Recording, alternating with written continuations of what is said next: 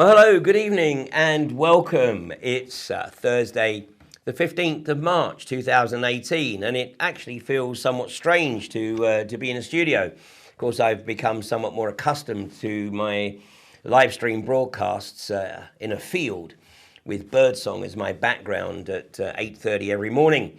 But back in the studio tonight for a special edition of Humanity versus Insanity, and I'm delighted to welcome my guest tonight, who is an outstanding geopolitical analyst. That's Patrick Henningsen of 21st Century Wire. So good evening, Patrick. Great to be with you, Ian. Thank you. And well, I gather that actually geographically you're not that far away from me now. You're elsewhere in this, I was going to say beautiful city of Plymouth, but that's a matter of some conjecture. But we're down in the southwest. But you're just back from a trip to Texas, I believe. Yeah, we had the Alternate Current Radio first annual summit at South by Southwest Festival in Austin, Texas.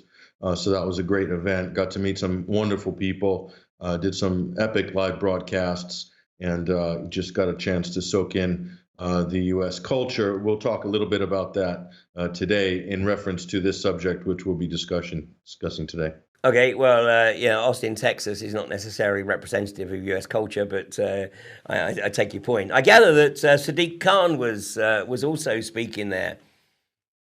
He was. The London mayor was there, who was kind of presiding over what is sort of the new craze in the internationalist, globalist culture, international monoculture, which is the city-state agenda. So smart cities, resilient cities, sanctuary cities, and doing their best to sort of provide a pathway around the sovereign state model, which according to these people is completely outdated and is due to be replaced with a new network of global mayors, because only people that live in cities know how to govern the affairs of mankind and womankind.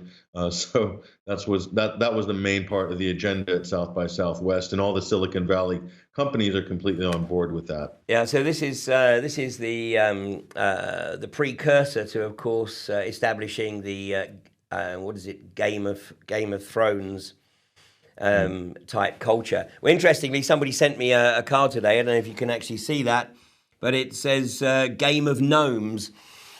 Which actually is probably more appropriate. But anyway, Patrick, you're going to be actually with me and some dozen other speakers at AV9, which is coming up on the first weekend of May. And the theme of this event, I think, is extremely pertinent for where we're at right now. It's called Humanity on the Cusp. The big question is, on the cusp of what? And on the Sunday evening, we're going to take a bit of a departure from the normal format. And this year, and because it's a bank holiday weekend, we're going to have live music on the Saturday evening, and that's going to be provided by Canunos Rising, an outstanding folk rock band from the north of England. And then on Sunday night, we're actually going to have the big debate. And it's going to be an opportunity for every one of the speakers to contribute, and people from the audience will also have the opportunity to contribute. And it will be filmed. And the topic of the debate is going to be humanity on the cusp. The big question is, on the cusp of what? A massive breakthrough to a new level of consciousness, or a dystopian transhumanist nightmare. Now, before we get into the nightmare, at least hopefully people can enjoy a little bit of luxury at the event, because it will be at the absolutely stunning Horwood House, which is just outside Milton Keynes. And, for those who are driving to the event, there's free parking there across the weekend. And those coming by public transport, we have a complimentary shuttle between Milton Keynes train and bus stations and the venue. So 300 plus people of like mind, not necessarily agreeing on everything, but sharing the perception that something is seriously not right, and that humanity is being taken down a very, very dark path.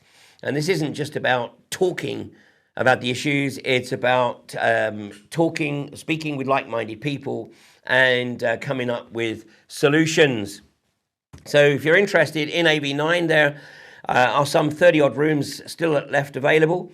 So if you're interested in looking at more information on the event, then check out www.alternativeview.co.uk. And I'm pleased to announce that we have a number of new speakers this year. 2 people coming from the US who have never spoken in the UK before. That's Jay Dyer, who will be speaking on esoteric Hollywood, and an absolutely wonderful young man by the name of Benny Wills, who I have absolutely no doubt will have the audience totally enthralled.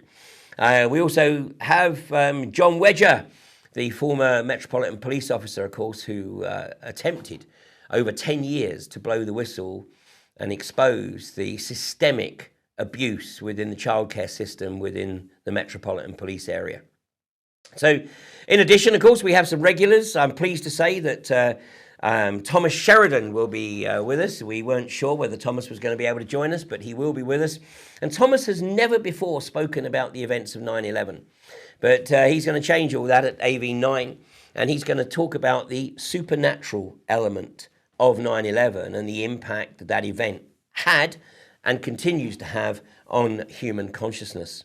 And of course, Patrick, you will be there as well. And can you remember what you're speaking about? Well, I'm speaking about all things related to all subjects through the lens of the media and under the auspices and control of the Silicon Valley in the biggest network on the planet right now, which is the internet.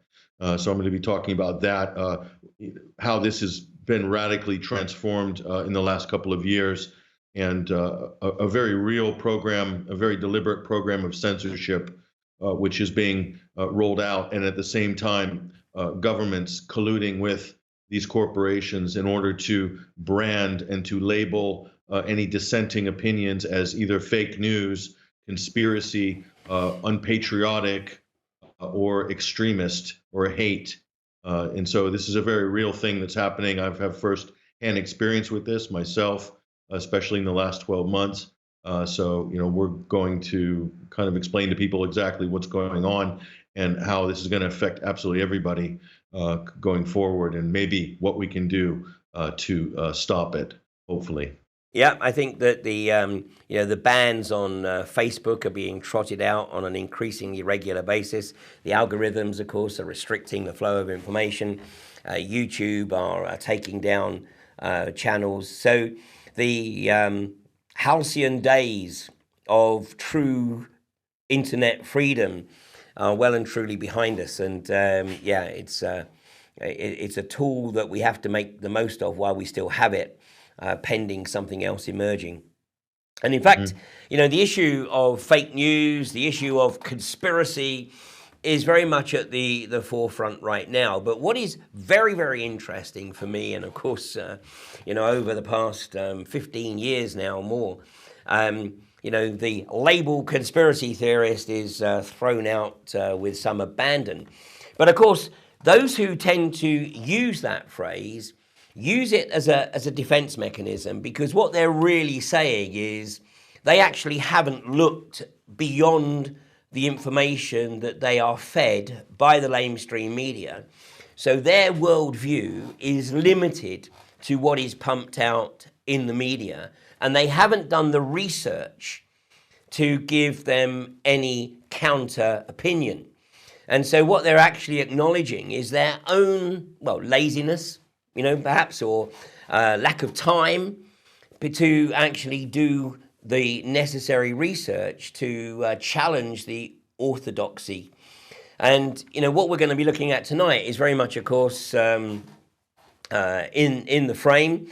This is the situation regarding the Salisbury chemical attack. And, Jeremy Corbyn has come under a brutal attack in the media, certainly today, and no doubt this will be continued over the next few days. And I got a couple of the headlines here. Here we go. This is The Sun. Putin's puppet, outrage at Red Jezza. Corbyn refuses to blast Russia on spy attack. And then in the Daily Mail, no real surprise, Corbyn, the Kremlin stooge. Even mutinous Labour MPs accuse him of appeasement for not condemning Putin. He wants Moscow to run own poison tests. His spin doctors suggest our spies can't be trusted. Well, let's have a look at what it is that has led to such condemnation of Jeremy Corbyn. So let's play this short clip from yesterday's Prime Minister's questions, where Jeremy Corbyn makes a number of observations about the government's assertion that Russia was behind the incident in Salisbury. So let's just take a look at this. Has the Prime Minister taken the necessary steps under the Chemical Weapons Convention to make a formal request for evidence from the Russian government under Article 9.2? How has she responded to the Russian government's request for a sample of the agent used in the Salisbury attack to run its own tests? Has high-resolution trace analysis been run on a sample of the nerve agent, and has that revealed any evidence as to the location of its production or the identity of its perpetrators? And can the Prime Minister update the House on what conversations, if any, she has had with the Russian government? And while suspending planned high-level contacts, does the Prime Minister agree that it is essential to maintain a robust dialogue with Russia? Now, Patrick, I'm no defender necessarily of the Labour Party, but I have to say that Jeremy Corbyn certainly has stepped up to the plate as a statesman. And it would seem to me that these are very reasonable questions. What's your take? Certainly, Jeremy Corbyn is only asking the sort of common sense questions that you would have in any initial inquiry, which is what is the evidence? What exactly is the nature of the threat? Who might be the culprit? Can we trace this element? If it is what they say it is, can it be traced and used to determine the origin of the substance, or possibly even the suspects who would have administered it? So in any of these questions, you can't proceed forward unless you have answers to any of these questions. Right. And what I think is extraordinary, quickly I'll just say, is that there seems to be a lower bar for geopolitical declarations of war, which is what sanctions are. They're declarations of war. The bar seems to be lower for international incidents involving so-called weapons of mass destruction than it is in a local court for a regular police investigation to determine guilt in a felony crime. The bar is higher in the judicial system than it is with the government with regards to declaring war on another country. That, to me, is quite an extraordinary reality that I think people should step back and consider that, think about that for a minute. Absolutely. In fact, the bar isn't even off the ground. I mean, when we take into account that even Theresa May herself has basically put out the rhetoric, the anti-Russian rhetoric, purely on the basis that it is, and I quote, highly likely that Russia is behind the incident. Now, highly likely is a long, long, long way from absolute proof. And, yet, she is seemingly willing to take the country to the brink of what could potentially be a nuclear conflagration on the basis of something being highly likely. It's not even a nuclear conflagration, Ian, but just having irreparable damage to the relationship between Russia and the United Kingdom, for instance. We're talking about expelling diplomats, firstly accusing them of being spies, then expelling them. This is something that the United States has already done in the last 18 months under the Obama administration. And the United States expelled diplomats and closed sovereign territory in the form of the Russian consulate, and seized property, Russian-owned property, state property, on the basis that the accusation that Russia hacked or interfered in the U.S. elections. which was never proven. Never a piece of evidence was ever presented to back up that claim. And now, only last week, the U.S. House Intelligence Committee has basically thrown in the towel on Russiagate. They've given up because they have nothing. After 18 months, and how many hundreds of millions of dollars in U.S. public money spent to somehow reinforce a official conspiracy theory that Russia meddled, hacked, colluded with the Trump administration, influenced the U.S. elections, and so forth. It didn't happen, and that's now being discarded by the U.S. establishment. And as that's being discarded, that conspiracy theory, a new conspiracy theory, has materialized in the United Kingdom, which is that Russia is waging chemical warfare on British soil with absolutely zero evidence to back this up. There is no case right now. There's a lot of bluster, a lot of talk. You have the mainstream media basically defending the May government line on this, and yet there is nothing presented, not even circumstantial evidence or much less any forensic evidence that they have even a perpetrator. So they might be able to dig somebody up given enough time to pin this crime on, but there is nothing. There is not even a chain of custody or any sort of transparency in terms of how they identified this particular nerve agent. And if they did, how could they have identified it if the Portondown chemical facility, which is only miles away from where this supposed attack took place, they would have to have had an exact copy of that sample in order to compare it. Otherwise, it's a stab in the dark. It's purely guesswork. It's hyperbole. It's something that's being generated between the government media complex. So what is this other than so far a circus of speculation, a circus of hyperbole? And they're accusing Russia of breaking international law here, being in egregious violation of the rules-based international society and norms and so forth. I mean, it's incredible how fast this has sort of gone into hysterical mode, and that the UK is accusing Russia of being in a violation of all sorts of international agreements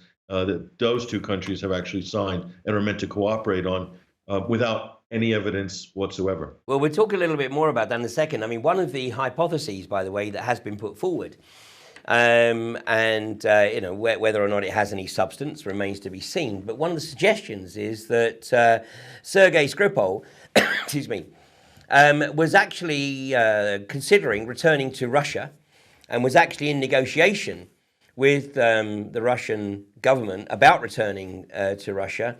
And in return, he was going to share with Russia his insights and knowledge of the campaign to smear and damage the Trump election campaign, which certainly wasn't being administered by Russia, but it was being administered by other rogue elements that did not want Trump in office.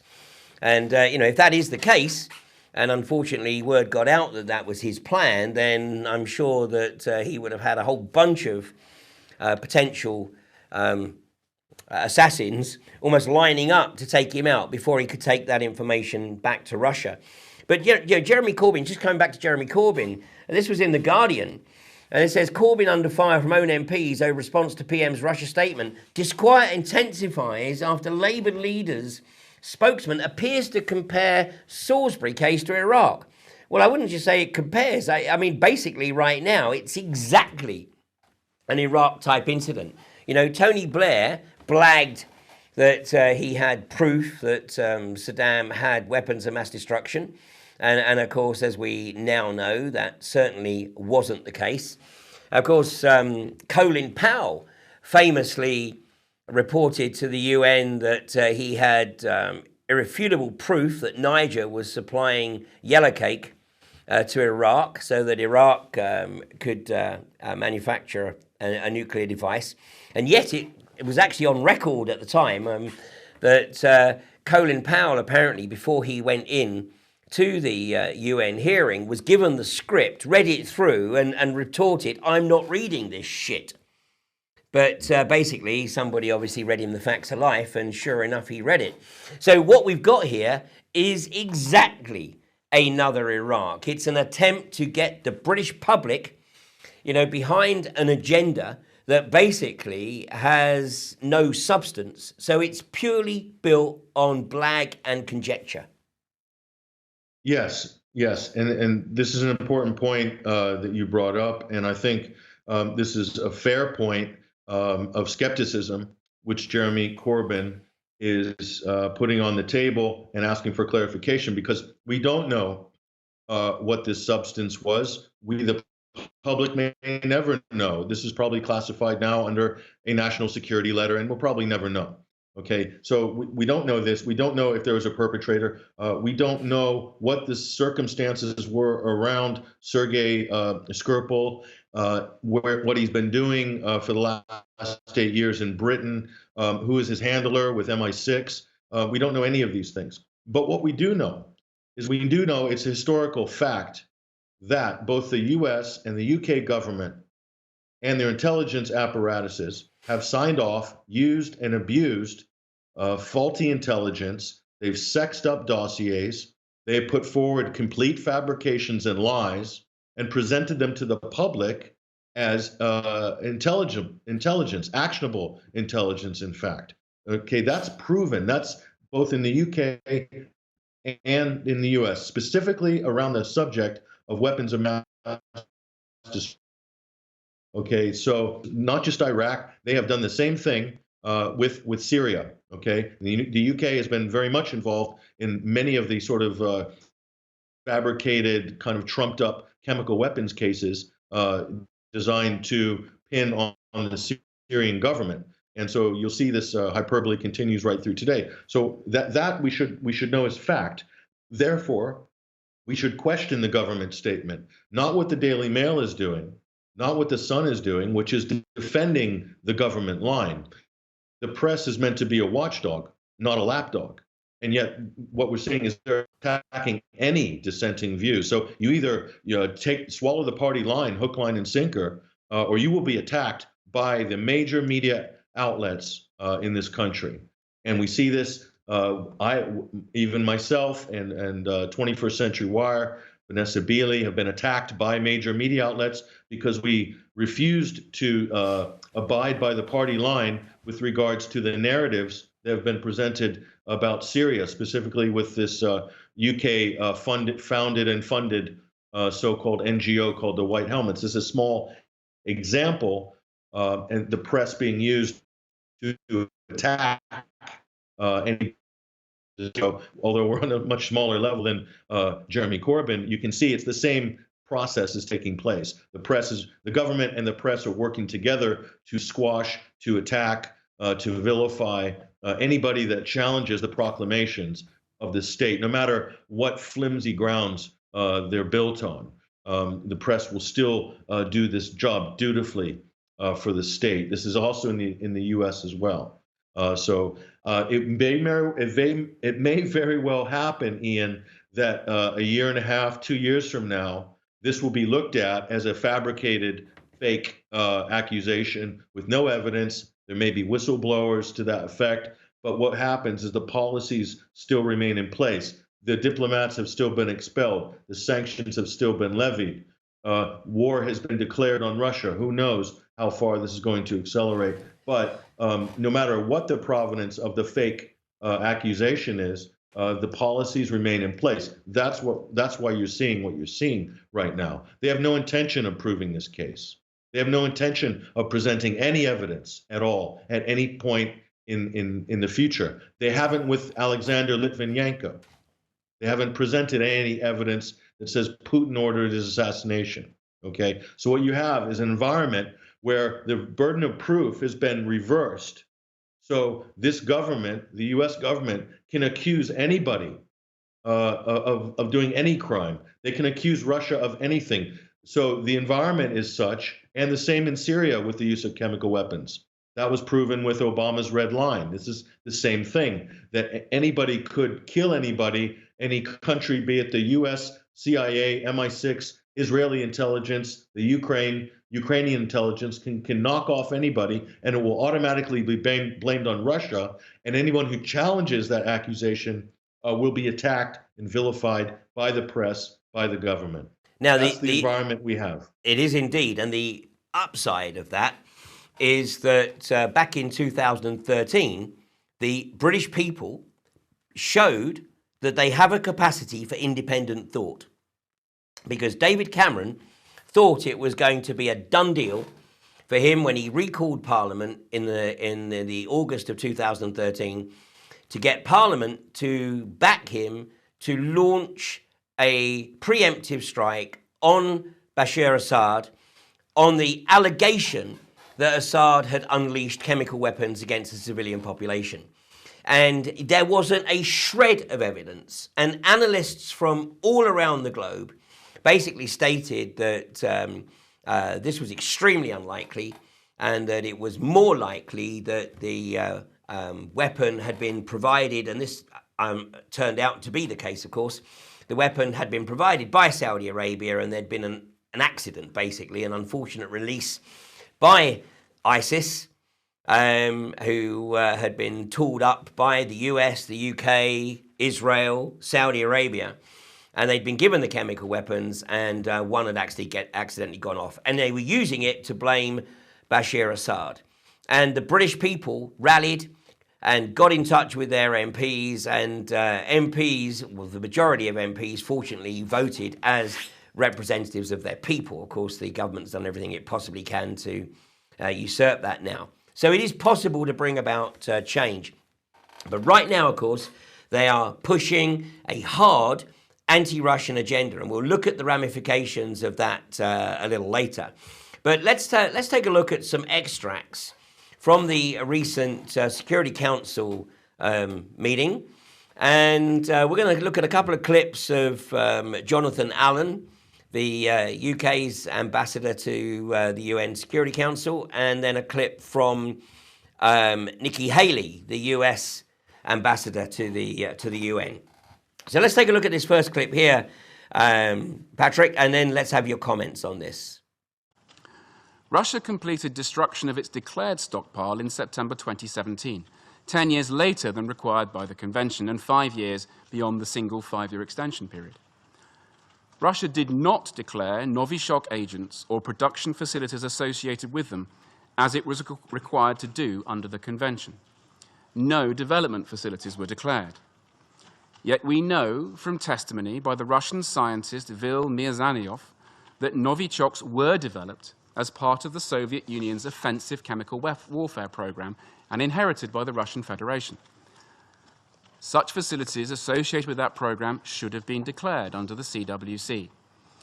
Even today, a Russian politician has said that Russia has destroyed the Novichok nerve gas. Mr. President, from all of this, we can conclude that Russia is in serious breach of the Chemical Weapons Convention through its failure to declare the Novichok program. This fact alone means you should discount any arguments you hear about the possibility of other countries having inherited this technology. Had Russia declared and destroyed their own program, there might have been some truth to this. So, it's okay for the UK, the US and Israel, of course, to have chemical warfare agents, but nobody else.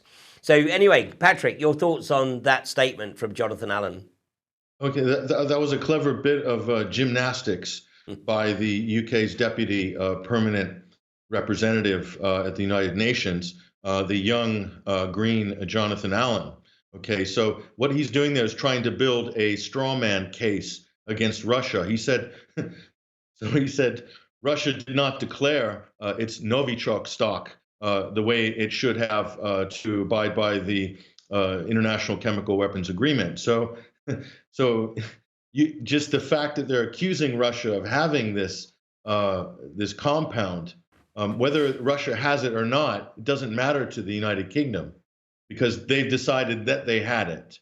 Okay, they decided they did it. They decided that they had this in stock, and therefore they're rewriting history by claiming that the international agreement required the declaration of this Novichok, and that's a lie by Jonathan Allen. It doesn't say Novichok in the international agreement or treaty. Okay, this is something that has been built as a straw man by the United Kingdom in order to build this fake case against Russia that we're seeing. And it's all based on the word of a paid defector, Vil Mizanov, I believe his name is. So he is a paid, settled in the United States. He's done very well out of his defection, and he is their single source. So once again, this would not fly in a court of law if these were felony or criminal proceedings, but yet it's perfectly acceptable in the international kangaroo court, which it seems to be presiding over by the United States and the United Kingdom. Okay, let's have a look at the second clip. Russia has a history of state-sponsored assassinations, including that of Alexander Litvinenko, poisoned by radioactive materials in my country a decade ago. Russia has a history of interfering in other countries, whether the botched coup in Montenegro, repeated cyber attacks on other states, or seeking to influence others' democratic processes. Russia has a history of flouting international law, most egregiously in Crimea, eastern Ukraine, and Georgia. Russia shows disregard for civilian life. We all remember Flight MH17, shot down by Russian proxies supplied with Russian weapons. And Russia has shown, in its repeated protection of Assad's chemical weapons use, that it has different standards when it comes to the use of these terrible substances. We have not jumped to conclusions. We have carried out a thorough, careful investigation which continues. How he can make those comments and still keep a straight face is actually beyond me. But of course, he's a sociopath. I mean, he wouldn't be doing what he's doing if he wasn't. And, you know, history of state-sponsored assassination, history of interfering with other governments, a history of flouting international law, a history of disrespect to the civilian population. I mean, actually, you know, the two countries that probably have the worst track record in that are the US and the UK. And, you know, and we've only got to look at, you know, what the US has done in terms of establishing its global hegemony, particularly since 1989. And we look at, you know, where the US has its bases, all in the former Soviet bloc countries, all pointing their missiles at Russia. And yet Russia has a history of state-sponsored assassination, a history of interfering in with other governments, and so on and so forth. I mean, if it wasn't so serious, it would almost be a comedy. Mm-hmm. The first thing I'm going to point out was the last sentence that he said. He said that the UK has carried out, past tense, carried out a thorough investigation and continues to do so. So he's created a hell of a statement there, claiming that they did a thorough investigation, but it's not yet finished. So if you want to talk about double speak, that is a perfect example right there. I'm going to point out the first lie being told by Jonathan Miller. He's claiming that that Novichok, we're saying if it existed here, Novichok is a Russian chemical weapons agent. This is a lie. If such a compound existed, according to this defector in the United States, it would have been a Soviet compound. And it's a fact that Russia had ended its chemical weapons programs in 1992, along with many other programs in part because of international agreements and the Iron Curtain coming down and Russia entering into the international community, the Russian Federation. Okay, the fact is that lab located that would have developed Novichok was in Uzbekistan, a former a former Soviet state. And who would have been in control of the cleanup of that particular lab after the fall of the Iron Curtain? The U.S. None other than the United States of America. Exactly. Okay. Not only that, but the United States of America is running biological and possibly chemical weapons labs, definitely biological, in Georgia, in the Ukraine, in Uzbekistan, and one of the largest facilities in the world is in Kazakhstan. Okay. run by the United States under the auspices of the Pentagon, using private contractors to do a large amount of the work in order to have a level of deniability.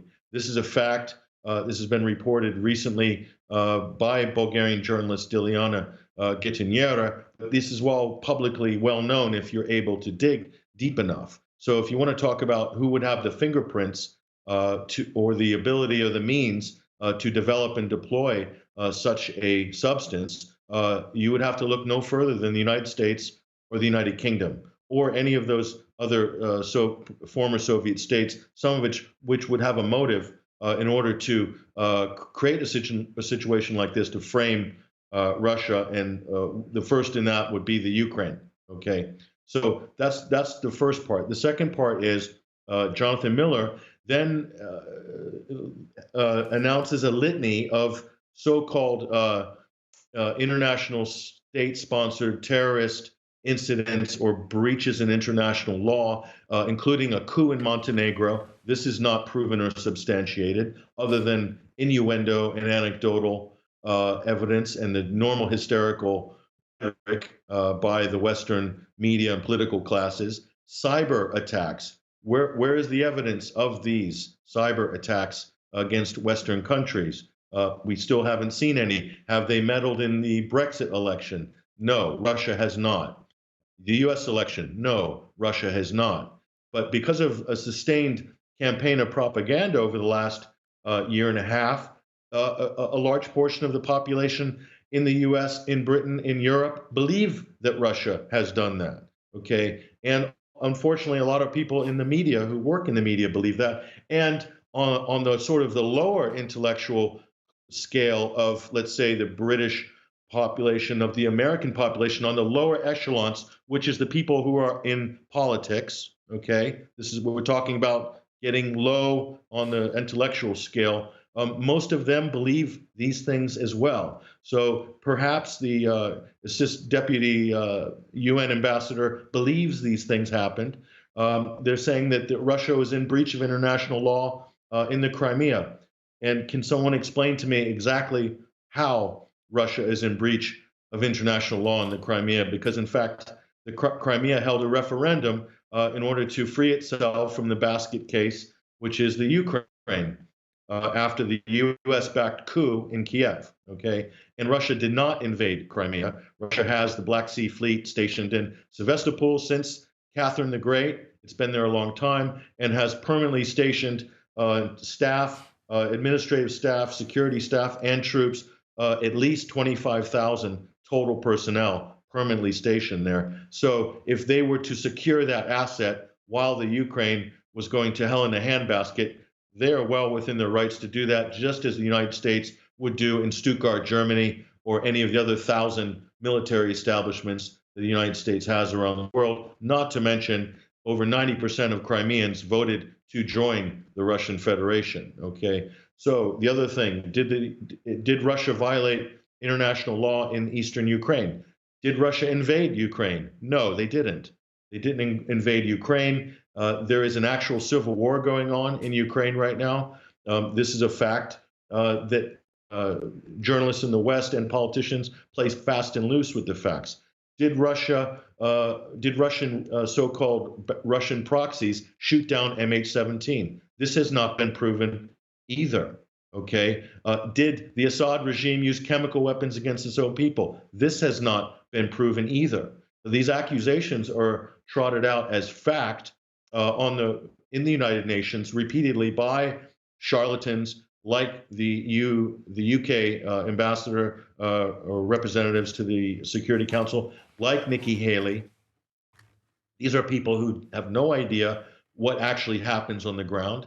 They're simply reading off of a briefing that has been handed to them, okay? And they're repeating it to the world as if it's fact. So what they essentially are doing is trying to rewrite a version of history, which is the Anglo-American version of history. And then they will have people like the Daily Mail, the Guardian, the BBC, the CNNs of the world will line up behind them and sort of help to reinforce that version of history, even though there are no actual facts to back up that version of history. Well, so that's kind of what what we're seeing there. Let's have a look at a short extract of Nikki Haley's presentation to the UN.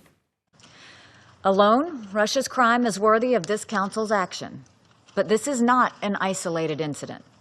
The assassination attempt in Salisbury is part of an alarming increase in the use of chemical weapons. Last year, the North Korean regime used the nerve agent VX to publicly assassinate Kim Jong-un's brother in a Malaysian airport.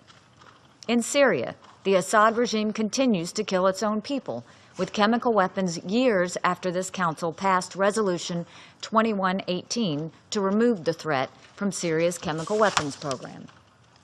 When the Security Council created a mechanism to investigate chemical weapons attacks, that mechanism was targeted when it began to shine a spotlight on Assad's role in killing his own people. A growing concern in all of this dangerous and destabilizing activity is Russia. Russia failed to ensure Syria destroyed its chemical weapons program. Russia killed the Joint Investigative Mechanism when it found Assad liable for chemical attacks.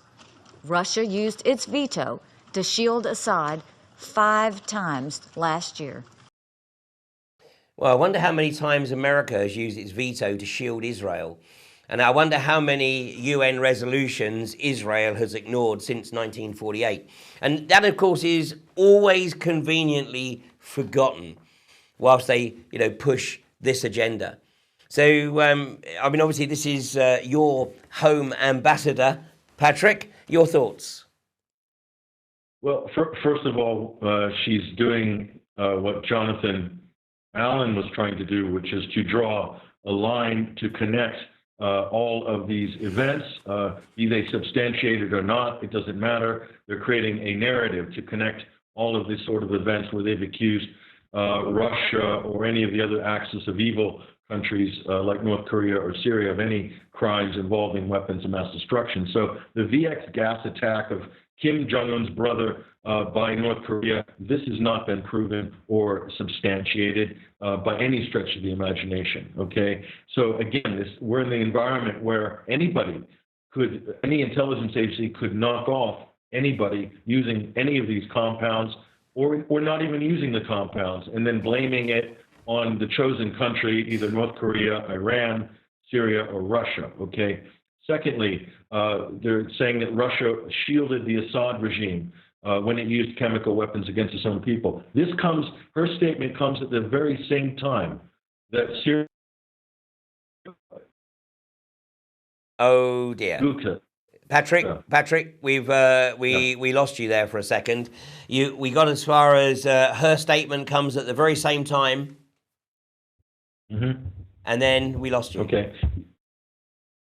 Her statement comes at the very same time that the Syrian Arab Army has liberated parts of terrorist-occupied East Ghouta outside of Damascus and found a large stash of chemicals being used, a lab being used to produce chemical weapons, some of the very same chlorine gas incidents we've seen over the last month and a half, which have been blamed in the Western media or by the white helmets on the Syrian government. Okay, so this has been completely covered up by this latest Russian story in the UK. So the fact is, the overwhelming amount of evidence is to implicate the so-called rebels in Syria, which are being backed by the United States and whose use of chemical weapons in this hysterical environment where the burden of proof is reversed, that they can do as they like against who they like, and it will automatically be blamed in the Western media or by Western politicians who are clueless, will be blamed on the Syrian government. And by extension, Russia would be blamed because they are in Syria legally at the invitation and in partnership with the Syrian government to fight terrorism, okay? So it's lies upon lies upon lies. And I can tell you 100% that Nikki Haley is telling lies. She's using her platform to further lies to the world public in the hopes that enough people will believe it. It's a very dangerous strategy by the United States. But to be fair, Nikki Haley might not know that these are lies. She might not be that smart to figure out what is really going on, or that she herself is being used as a political pawn. The same goes with the UK representative. So you have three types of people, Ian, in this scenario. You have people who are too stupid to figure out what is going on, who are, dutifully read the Sun or the Mail and believe most of what they see. Then you have the people who are knowingly lying because they feel that this is a way to gain some political advantage or leverage. So hypocrisy, or financial reward. Or financial reward, and also to maintain their own positions of power on their career paths. And then you have the third group of people, which is the most problematic of all of those. And those are the cowards. These are the people who know that lies are being told. They know this is being spun up, and they're too cowardly to stand up and call this out. And there's people in government who fall into that category. There's people in the press who fall into that category. And there's a lot of members of the public who fall in that category. They're scared to come out against what is the most egregious culture of deceit. And we've seen so much of it over the last few years. Hypocrisy, deceit. This is a culture of lying where people in power are professing a total denial of objective reality. They have a total denial of morality. They have a denial of their own immorality. And then they're using this stance to then accuse their adversary of having all of those same qualities, when in fact it is them themselves who have all of those qualities. So the people are repudiating morality, repudiating objective reality, while claiming to be the sole arbiters of those things. This is an extraordinary time we live in. And those people who are sitting on the fence, you need to think long and hard about what you're facilitating and enabling by allowing this to pass, because this is the biggest steaming pile of what that we've seen even so far. This is unbelievable. No, absolutely. And of course, those who are pushing this agenda, once again, are absolutely relying on people's apathy and willful ignorance. And, they got bitten in 2013 because, enough people didn't remain apathetic, and they stepped out of willful ignorance and into concern. And, whilst they didn't necessarily say that you're fundamentally wrong, what they were demanding is more evidence. And that really is the issue here. It's a case of more evidence, to launch this kind of warfare. And as you say, even the dismissal of diplomatic personnel is effectively an act of war, and of course it's likely to be escalated. But let's see what the Russian embassy had to say. Some tweets here, and this is from the Russian UN, and it says UK ultimatums on Skripal poisoning are void until supported by evidence, to be provided through the Organization for the Prevention of Chemical Warfare procedure. And of course, the OPCW has requested samples from the British government to be able to test the samples and check the veracity of the claims. But the British government has refused to provide those samples. So that's a tweet there by the Russian ambassador to the United Kingdom, Alexander Yakovenko, and he's absolutely correct. So instead of going through the proper channels and proper bodies like the OPCW and other agreements that have been signed between the United Kingdom and Russia and the US for that matter, instead, Theresa May, the UK government, went straight to the UN Security Council. Why? Because they don't have the evidence. If they had the evidence, they would have gone through the proper channels. It's pretty obvious. So I'm going to say once again, there is no evidence. No real evidence will ever be presented. Well, and his follow-up... anecdotal innuendo.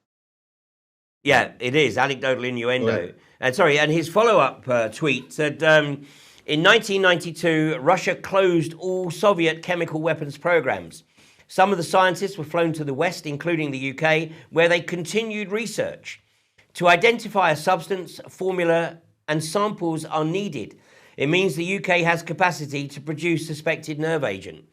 Well, I mean, there's no question. The Port and Down facility has the capacity to do pretty much anything it wants. Mm-hmm. And it's a shame that someone like who had the moral backbone of David Kelly is not around today to comment on this particular story, unfortunately. So what we have is a total vacuum. We have a total vacuum in terms of, I think, even a semblance of wanting to follow due process. They're not even giving lip service to due process. For the prime minister to give a 24-hour ultimatum, a country to give an ultimatum to another UN Security Council power, okay? So it's like I say to you, Ian, you've stolen my car, and I'm going to give you 24 hours to explain what happened to my car. And if you don't, I'm going to press charges and convict you, basically. So what I'm saying to you, Ian, is that I don't have any evidence. Otherwise, I wouldn't be giving you an ultimatum in the first place. Okay, so it's kind of a dumb move by the government. And what this is, Ian, is just dramatics. This is stage play. This is statecraft. It's very low level of statecraft, mind you, but it's statecraft. Okay, so if the evidence was there, if they had done an investigation, but they've taken it to this level so quickly because they don't have time to do due process. They don't have time to investigate because there's a schedule that needs to be met. It's determined by what's going on in Syria right now. The UK and the US are losing their war, their proxy war in Syria. They've wasted billions of dollars in taxpayer money in Syria to prop up the worst people on the planet, the worst terrorist groups, the most barbaric individuals and groups with the most heinous toxic ideology. This is who the US, the UK, Saudi Arabia, and the other members of the coalition of the willing, including Israel, have been backing for the last 7 years in Syria. They're losing this war to Russia, to Syria, and so it shouldn't take a genius to figure out what exactly is going on here in Salisbury. So this is an attempt to balance the scales somewhat because of the embarrassment, I guess, or because people might start asking questions, saying, how many billions of dollars have you spent on weapons and backing and covert programs and various other media projects in Syria to prop up this terrorist jihadi Sharia law opposition for the last 7 years? Yeah, whilst pushing an agenda of austerity in the UK. And, exactly. Forcing an increasing number of people into poverty. Well, the whole thing turned to farce today, as this morning, word was out that Gavin Williamson had called the great and the good and all the press to come see his statement on the situation firsthand, which I believe he was in Bristol. And so if anyone was expecting a statesman-like response from Gavin Williamson, and, it actually looked like he just finished his paper round, got home and put on his long trousers, and then stood up on the podium. And, what he came out with was just absolutely farcical. And somehow I think the guy has a long way to go in developing the skills of lingua franca. Anyway, his response was, Russia should go away. It should shut up. So that is the total summation of 21st century diplomacy. Frankly, Russia should go away and shut up. And it really supports what you said. Basically, Gavin Williamson has been caught with his short pants down. And this whole attack on Russia coincidentally seemed to start when Gavin Williamson realised that inappropriate behaviour from his past life in the corporate world was about to be released into the wider public. And so in classic wag the dog scenario, all of a sudden he starts attacking Russia, and it now seems that it's got a little bit out of hand. And, Boy Scout Gavin Williamson is found seriously wanting. And I know there are some who actually predict that Gavin Williamson is a future prime minister. Well, God help us. Because if this is the caliber of statesmanship in the UK today, then, you know, we are in a whole world of hurt. But never one to let a good crisis go to waste, he takes the opportunity to announce that the UK will invest 48 million in new chemical weapons defence centre to maintain UK's cutting edge in the field. Now, can you imagine how else he could have ever got a £48 million budget to develop chemical warfare methodology and bacteria, viruses, whatever? He would never have got that through. But now, of course, it gets through as an absolute shoo-in. Firstly, he might very well be the future prime minister, but most likely not an elected future prime minister. So he might only be able to be prime minister through some sort of a leadership coup, ousting Theresa May. And in a general election, I don't see how he could defeat Jeremy Corbyn unless it's another strung together coalition. But we'll leave that off to the side for a minute. You're absolutely right, Ian. The emergence of this earmarked budget, which is no small budget, mind you, to tackle this so-called crisis problem, seems to have already been in the pipeline. So it was just convenient that this did happen 10 days ago. Of course, nothing to see. Move along. So what else is interesting is this is a perfect example of someone who's not qualified to be a defense secretary. He's just in the cabinet shuffle. They probably put him as defense secretary in order to give him something for his resume for a leadership challenge, which is coming up. And he proved that he would do whatever he's told in the role of chief whip. I mean, he was the youngest ever chief whip, I think, since Edward Heath. And of course, in that role, you basically have to literally wield the whip and do exactly what it is and make sure that the elected members vote in precisely the way that he instructs them to. Sure. But, so he's been able to traffic in dirt and all the things that the chief whip needs to keep everybody in line. And I wouldn't trust anybody who has a tarantula on his desk in a glass box. But that's another story. So, but when Gavin Williamson is becoming a real politician now, in the background, trading dirt on different people to get them to vote one way or another, he's then tasked with the chore of is portraying Russia as a rogue state. Okay, so I think this is one of the biggest parts of this agenda. Is there is now a move afoot to oust Russia, led by the UK, because they're a victim of this chemical attack on British soil, we're told, to oust Russia from the UN Security Council. Believe it or not, this is the talk that's being circulated right now. There's very little chance that that's going to happen in the near future, but this is part of a bigger agenda, which is to first incriminate Russia, okay, and then to isolate Russia. And this is especially in terms of its position in the United Nations and also in the G20. It's already been kicked out of the G8.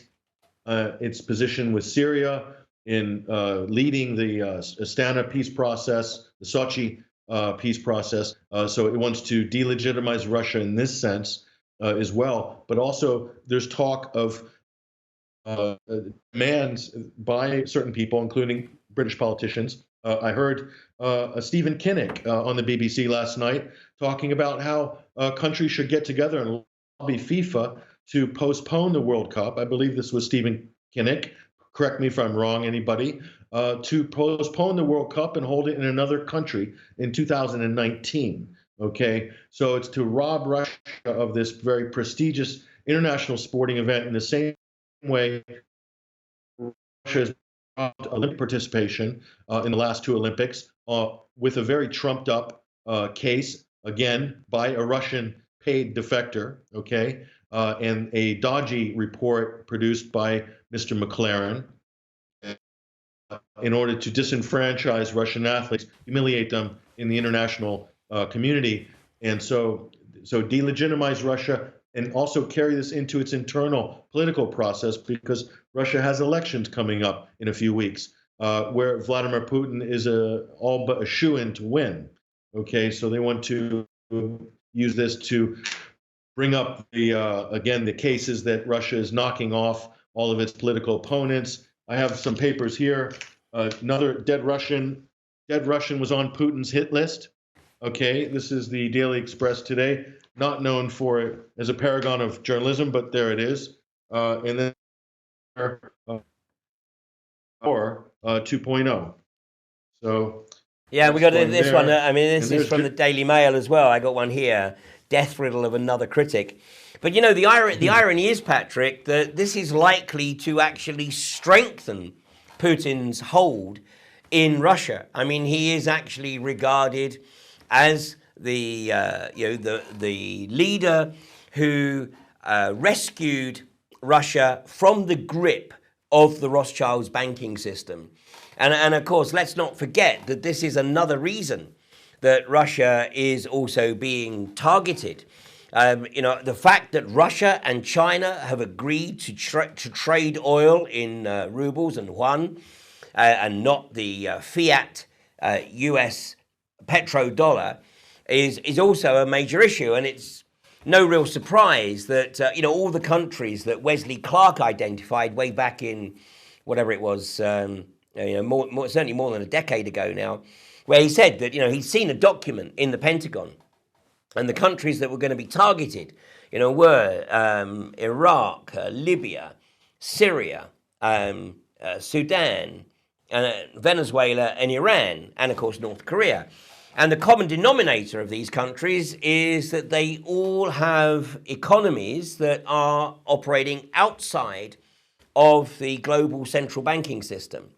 And of course, after the collapse of the Soviet Empire, and Yeltsin, in his drunken stupor, effectively gifted Russian resources to the global banksters. And then, you know, when Putin came in his first term, he effectively clawed them back. Okay, he used the oligarchs and, you know, and basically told them he'd make them extremely wealthy men. But what he needed was to bring Russian resources back under Russian control. Unfortunately, some of them went rogue. And of course, you know, they got dealt with, I suppose. But you know, nonetheless, in Russia, I think Putin is regarded as the man who has saved them, you know, from the grip of the global banksters. And there's no question that, you know, for much of Russia, then the quality of life is much, much greater than it was even a decade ago. Well, meanwhile, elsewhere, in the Rothschild-controlled banking system countries like the UK, we descend into a hell of austerity that, you know, pushes more and more people literally on the brink of starvation. So, you know, there's so many aspects to this, and it will be interesting to see how it unfolds, because, you know, one of the other things, I mean, we're seeing in the media that, you know, we're expecting another cold snap this weekend. And, you know, another headline, I think it was in the Daily Mail again. Here we go. The freeze puts us at mercy of Russian gas giants. No, it doesn't. I mean, I addressed this, you know, when the first bout of cold weather came about and the claims were being made that, you know, this was going to demonstrate just how much into the hot of Russia we are for their gas. We do not import gas from Russia. The government's own statistics make it very, very clear that maybe, just maybe a small percentage of the gas that comes through the link between Belgium and the UK originated in Russia. But the vast majority is not. But what this would do, if Russia turned the taps off feeding gas into Europe, it would put the economies of Germany, Italy, and France into a world of hurt. And particularly Germany, because Germany imports close on 50% of its gas from Russia. Now, there are potentially other sources, such as Norway, but, you know, it could be argued that part of this deep agenda is, one, to try and hurt Russia by getting it to turn the taps off, or being forced to turn the taps off through sanctions, which would have the knock-on effect of seriously hurting the German economy, thereby giving the UK, you know, more bargaining power in terms of, you know, what follows with Brexit negotiations. The other issue here is, of course, that what it does do is it potentially creates the case that the British government needs to finally get a means by which it can openly talk about EU combining their military. And we know that the British military has been systematically wound down to be pretty much ineffectual, which is why any military response is almost unthinkable.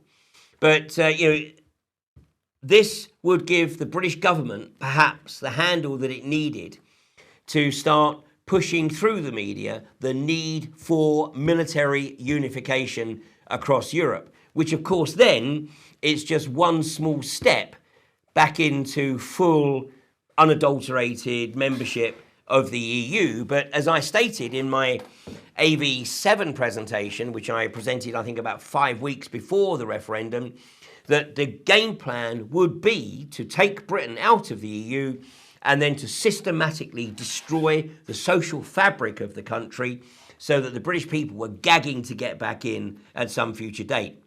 And then at that point, it would be a case of, oh, well, you can come back in, but you have to completely subjugate yourself to Brussels. And no further mention of any autonomy from the UK government. And another part of this again as well, of course, is the push of the unconventional gas agenda, because although I said we don't get any gas from Russia, already the mouthpiece of the UK's onshore gas companies, UKOG, have shown their sociopathy by literally salivating at the prospect of some kind of conflict, whether it be diplomatic or worse, with Russia, on the basis that it would create the opportunity to push ahead with the fracking agenda. So, you know what? Right now, the anti-fracking community in the UK is actually on point.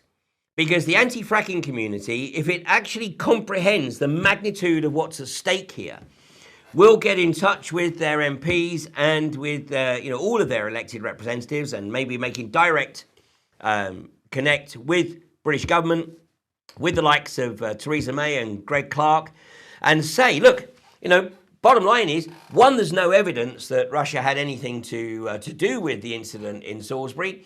But two, if you think for 1 minute that you're going to use this to push ahead with the unconventional gas exploitation agenda and frack right across the north of England, then, sorry, but we're not going to roll over. We're just not going to swallow that bullshit. So, the alternative is that the anti-fracking community says, oh my goodness me. Oh, well, we put up a good fight, but now we have to just roll over and go back home because we need the gas because of those nasty Russians. Well, I just hope that the vast majority of people who have realised through their association with the anti-fracking community that the government is capable of lying at whim will realise that, unfortunately, they don't just lie about fracking, they pretty much lie about everything else.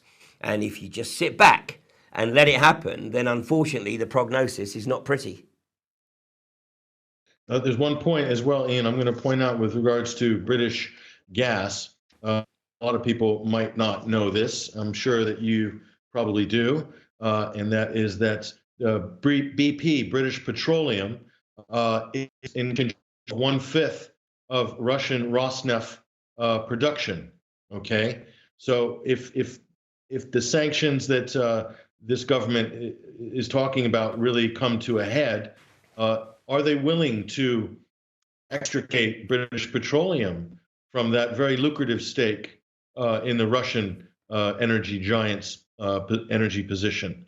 And my guess is they won't.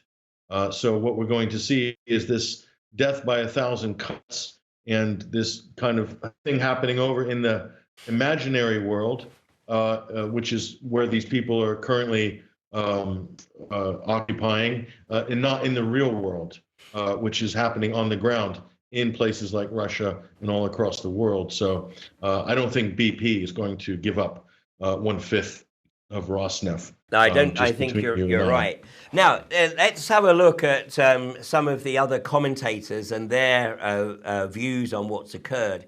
And we're going to start with the Irish Times, because here they ran a headline on Wednesday saying unlikely that Vladimir Putin behind the Skripal poisoning. And this was quite possibly one of the most objective media leads that I have seen on the whole subject. But perhaps let's get a bit closer to home with some of the geopolitical commentators that I have a lot of respect for. And I want to start with Craig Murray. And of course, Craig Murray is the former British ambassador to Uzbekistan, and he was the ambassador to Uzbekistan between 2002 and 2004, when he was effectively demonized by Tony Blair. In fact, he was accused of having a mental breakdown. He was recalled to London to get therapy. And this was because he had the audacity to claim that the information being provided by the Uzbekistan government, which it was obtaining under torture regarding terrorists in the Middle East, Tony Blair wanted to continue his support of the Uzbekistani government. So Craig Murray published this on, what would it be now, Wednesday. He said, the Novichok story is indeed another Iraqi WMD scam. He says, as recently as 2016, Dr. Robin Black, the head of the detection laboratory at the UK's only chemical weapons facility at Porton Down, a former colleague of David Kelly, published in an extremely prestigious scientific journal that the evidence for the existence of Novichoks was scant and their composition unknown. And he writes, he quotes, in recent years, there has been much speculation that a fourth generation of nerve agents, Novichoks, which means newcomer, was developed in Russia, beginning in the 1970s as part of the Foliant program, with the aim of finding agents that would compromise defensive countermeasures. Information on these compounds has been sparse in the public domain, mostly originating from a dissident Russian military chemist, Vil Mirzayanov, who you mentioned. No independent confirmation of the structures or the properties of such compounds has ever been published. And that was published by Robin Black in 2016 in a paper entitled Development, Historic Use and the Properties of Chemical Warfare Agents by the Royal Society of Chemistry. And Craig Murray makes the observation, he says, yet now the British government is claiming to be able instantly to identify a substance which its only biological weapons research centre has never seen before and was unsure of its existence. Worse, it claims to be able not only to identify it, but to pinpoint its origin. Giving Dr. Black's publication, it is plain that that claim cannot be true. Now, somehow I don't think that Craig Murray's analysis can be dismissed lightly. But one of the things, and you sent me this tweet, and it's from a tweet by Ian56, who actually is a very good geopolitical observer. And he makes the observation in this photograph. He says, can Gavin Williamson please explain to us why firemen in Salisbury with no chemical weapons protection are standing at the site of an alleged chemical weapons attack using the most toxic nerve agent known to man? And here you can see in the picture the fireman there. So, I guess this is some miraculous nerve agent that actually recognises blue and white plastic tape and doesn't actually cross that boundary. So, and I know there are other pictures which suggest that this whole thing has been effectively dramatised for public consumption. Mm-hmm. Yeah, put that image back up on screen real quick. If you flash that image back up, looking at there is a costume party. Okay, this is like a film set. So you have a lot of people running around in hazmat suits when the threat is not there. These two victims are said to have been in a restaurant. Have they decontaminated the whole restaurant, ZZ Restaurant? Have they decontaminated all of the employees there? Their BMW was sitting in I think a tow yard, impoundment yard for like a week. Have they put a tent over that yard? Certainly, it would have possibly spread to their car as well. I'm just taking a wild guess. So what you're seeing there is all show.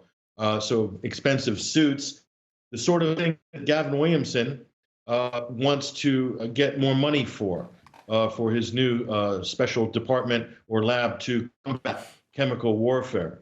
So, I mean, this is just a joke, basically. And there's so many photos like that, where you have people who are just sitting there. They remind me of the white helmets videos, where the white helmets are all wearing the surgical masks, because an equally deadly compound called sarin is apparently everywhere, but yet you only have helmets wearing a $1 surgical mask that you can get at the hardware store, and all of their people around them are not wearing anything.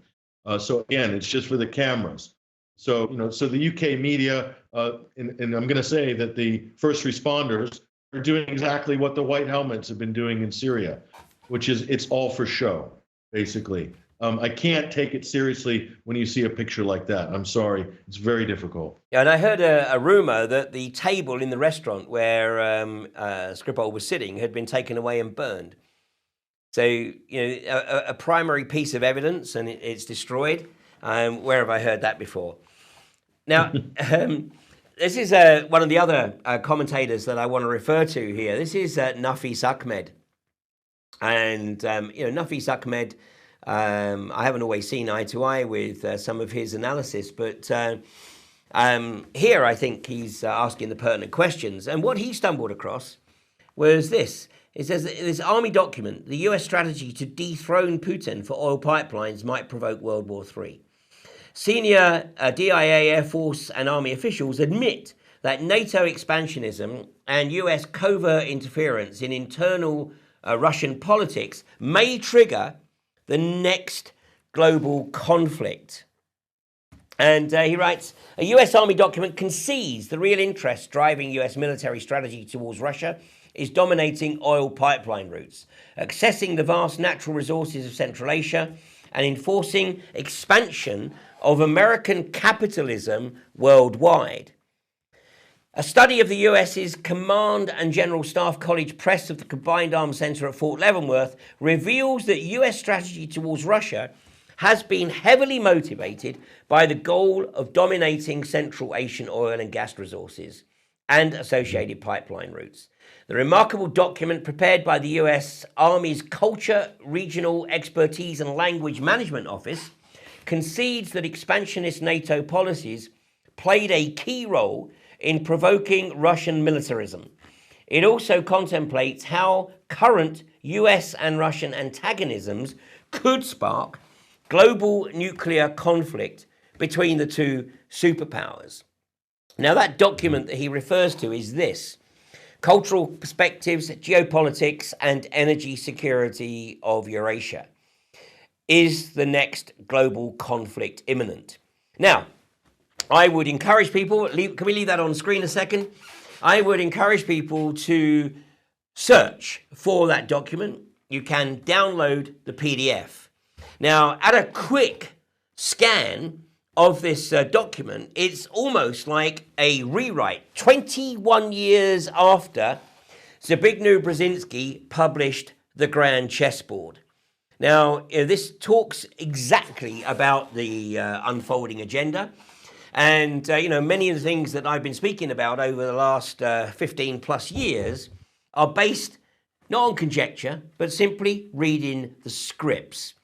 And of course, Zbigniew Brzezinski has effectively been in the payroll of the Rockefellers since 1969, when he published Between Two Ages, the Technotronic Era. And that so impressed the Rockefellers, although it was effectively a rewrite of the 1932 document, Technocracy, Inc.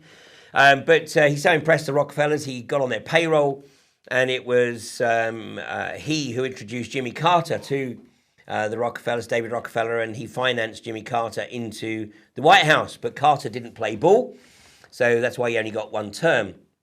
But in the Grand Chessboard, and he wrote this because Clinton did not like Brzezinski. So Brzezinski went back to sort of academia during the Clinton years. But in the Grand Chessboard, he makes the observation that the American public in 97 Despite the success, and I'll use that term loosely, in Iraq in 91, people in America were still a bit shocked, shell-shocked by the failure of American forces in Vietnam.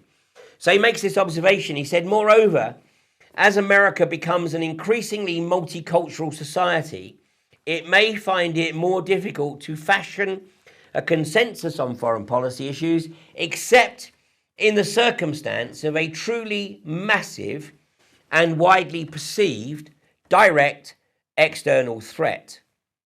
And of course, that was almost, I won't say taken verbatim, but it was paraphrased in this document, Rebuilding America's Defenses, which was produced by the Project for a New American Century, an extreme right-wing think tank. But 13 of the 26 signatories of this document went straight into George Bush's government when he was sworn in on the White House lawn 5 months after this document was published. And it makes pretty much the same observation as Brzezinski had made in the Grand Chessboard. And basically it says that what America needs to be able to kickstart its agenda for full spectrum dominance, for global control of all global resources, is a new Pearl Harbor. And of course, George Bush famously, reportedly, wrote in his diary on the evening of 9/11, today we got our new Pearl Harbor. So everything that's unfolding may appear to the casual observer to be random, but it isn't. It's actually using opportunity to create the opportunity to fulfill what has been a long-standing agenda. Now, they're behind schedule. They wanted to have their global dominion. But, the reality is that Zbigniew Brzezinski himself made a couple of speeches, very important speeches, a little more, well, just under a decade ago now. But in the first speech, he stated that the biggest obstacle to establishing the one world government is the rapid political awakening of the masses.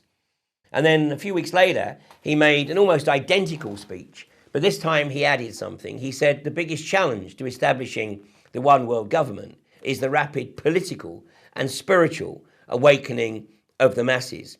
And this is something that the establishment is desperately trying to shut down. And that's why they are working so hard to shut down the alternative media. That's why they are working so hard to dismiss anything that counters orthodoxy as fake news or conspiracy theory, despite the fact that in many, many cases, the evidence does not support the official version of events. So, Patrick, what I'm alluding to here is that, the possibility of Sergei Skripal being the 21st century version of Archduke Ferdinand is not too much of a stretch. Yeah, there's definitely a lot of similarities there. Looking at this as a catalyst for a sort of escalation and tension, perhaps more than that, between the West and Russia. I personally think that we're going to see more Sergei Skripals. So I predict there'll probably be another one, because the public have become completely numb, and there is a level of just general cognitive dissonance that is set in with regards to high-profile crises and so forth. People have been pelted with these reports over and over again. They've become desensitized to them. So what the establishment probably needs to do is to have another one of these in about 30 days' time, to refresh this sort of debate about the World Cup. So this particular one is definitely going to be used to vilify Russia. You hear this on the BBC. In fact, Panorama just did a special this week, amazing timing, of course, about how the fraud of Russian democracy, basically, and how Vladimir Putin's illegitimate. So, say what you want about Vladimir Putin, but anybody that runs with an 85% approval rating is probably doing a pretty good job. What is Theresa May's approval rating right now? What is Donald Trump's approval rating? I can't imagine it's going to be that much higher than 50%. Okay, so the West again projects its cynicism. The West has in Britain we have an unelected, dysfunctional government that went into coalition with a former paramilitary wing. No, that it actually is now elected, but only just. Bear in mind, only just. Yeah, they're only there because of a loose coalition with the DUP. But yeah, But nonetheless, it's they had to pay for that. Yeah. Give them $1 billion bribe. Exactly. And so the prime minister is unelected, and she's speaking for the country. She doesn't have a mandate. Okay, but yet she's speaking in world terms, pushing the country towards war with Russia, and she herself doesn't even have a mandate. She herself is not even an elected leader. Okay, in the United States, Donald Trump has a very thin mandate, if any, by his margin of victory as well. So in the West, the beacons of democracy in the United States and in the United Kingdom, they're meant to they're trumpeting this dysfunctional government where there's a high level of cynicism in the public, where the trust is at a record low by the Western public in their governments. Corruption is an all-time high, and this is meant to be the paragon of democracy in the world, and everybody should model themselves after this. Going into debt now, I think they're going to be another $2 trillion in debt by the end of this term with this current president in the U.S. The UK is spiraling into funding covert operations in Syria, destabilizing Yemen, bombing Yemen. And so this is meant to be some sort of a gold standard for democracy in the world. And meanwhile, Russia is a international actor that has done everything it said it was going to do, has fulfilled every single obligation that it has promised it would. It has a popular president. It has an economy that is doing surprisingly well, despite being choked off by joint sanctions by the U.S. and the European Union. Okay, and this is being demonized and vilified as this failure. And the BBC and others have propped up opposition candidates in Russia, saying that they're not given a fair shake and that they're not being allowed to participate in a real election, so forth. One of them is from St. Petersburg. They're not given a fair shake, and you're looking at some of these dramatic actors who are putting themselves forward in Western media as viable opposition candidates, and they're meant to inherit. Oh, we've just got a seizure there, Patrick. Sorry, we just had a seizure on the feed there.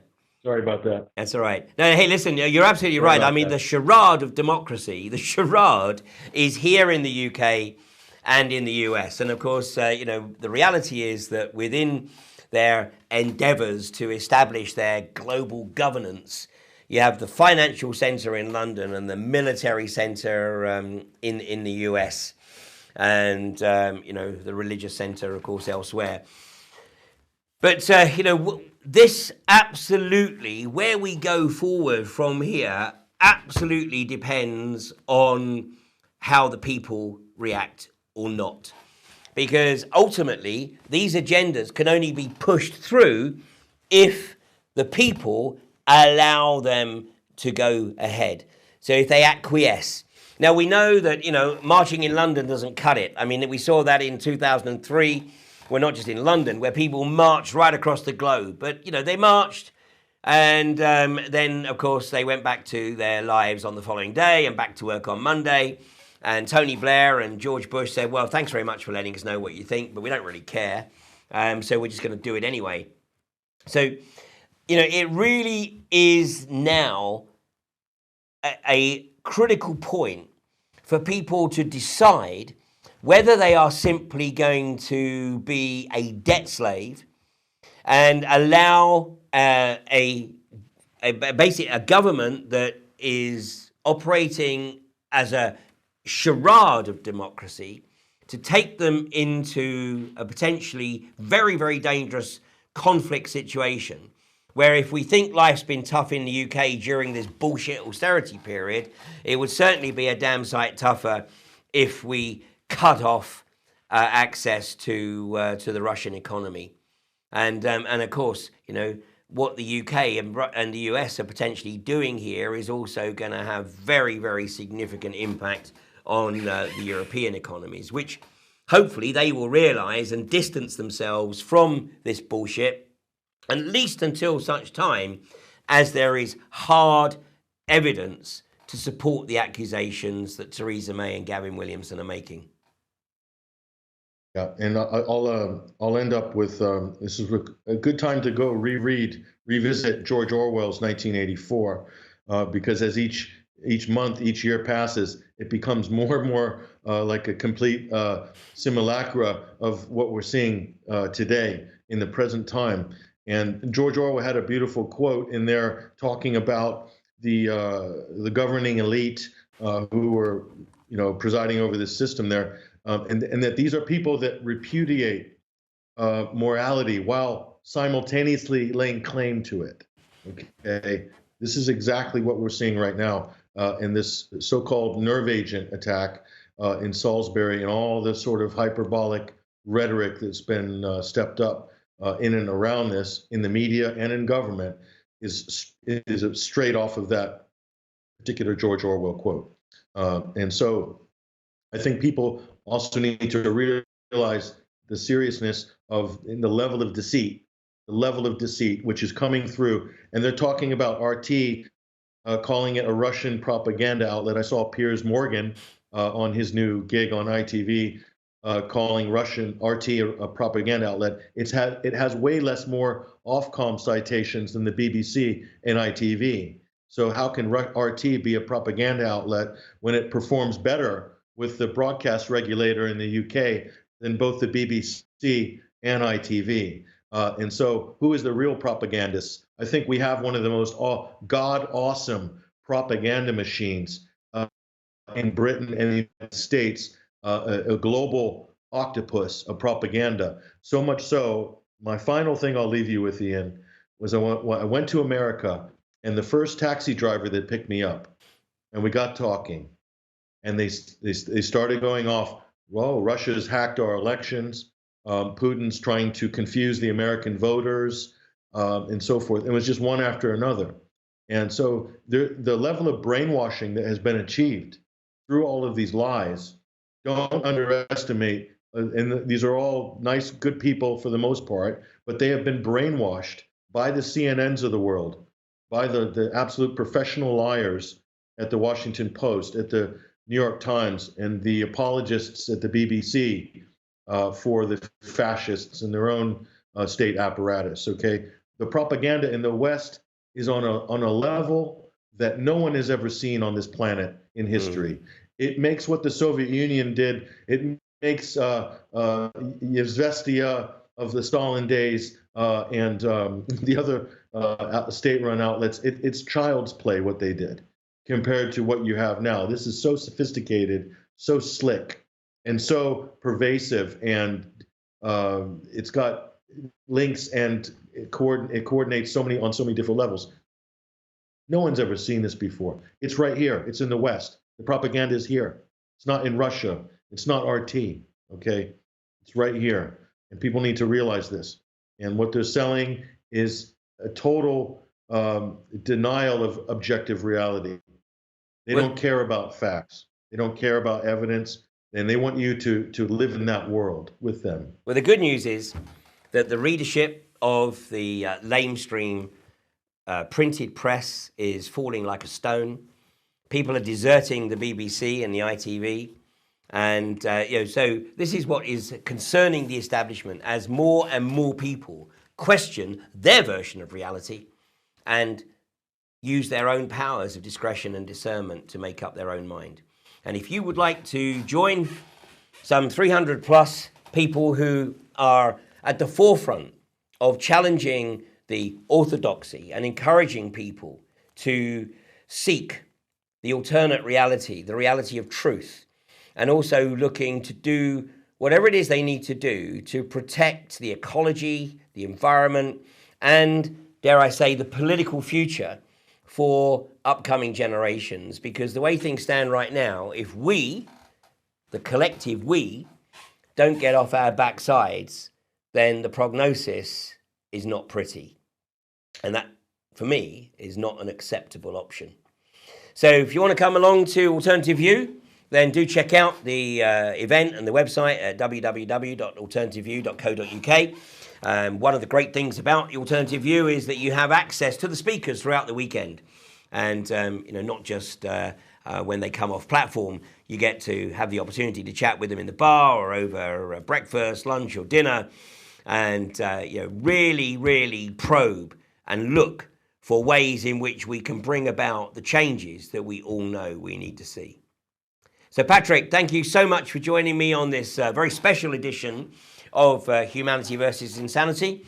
And, let's do what we need to do. You keep doing what you're doing on 21st Century Wire. And obviously the guys here at UK Column are doing an outstanding job as well of getting the real information out there. And of course, the underlying ethos of the alternative media is don't take our word for it, do your own research and come to your own realization of the truth. Thanks a lot. And I'll be back at 8:30 in the morning with a live stream on my Facebook page and on my YouTube channel. So no Fracking Nightmare tonight. And in fact, I think episodes of Fracking Nightmare we may actually have done the last one because we'll focus on the morning broadcast instead. But thanks for joining me. And we'll see you with another episode of Humanity versus Insanity in about 4 weeks' time.